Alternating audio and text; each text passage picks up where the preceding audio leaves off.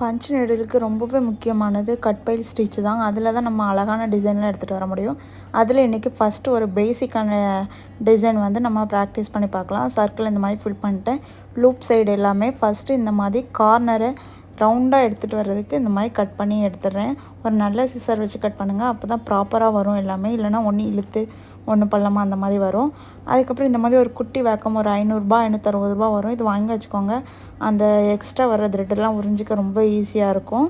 அதை கார்னர்லாம் கட் பண்ணி ரவுண்டாக ஆக்கினதுக்கப்புறமா நடுவில் உள்ள லூப் எல்லாம் ஒன்று ஒன்றா கட் பண்ணி எடுத்துகிட்டு அதுக்கப்புறமா அந்த லூப் எல்லாமே ஈவனாக இருக்கிற மாதிரி இந்த மாதிரி நல்லா ஃபுல்லாக ட்ரிம் பண்ணி எடுத்துடணும். உங்களுக்கு வந்து சைடில் வச்சு பார்த்தாலும் நேரில் வச்சு பார்த்தாலும் எல்லாமே கரெக்டாக இருக்குதுன்னு எப்போ தோணுதோ அப்போ வந்து நீங்கள் ட்ரிம் பண்ணுறதை விட்டால் போதும்.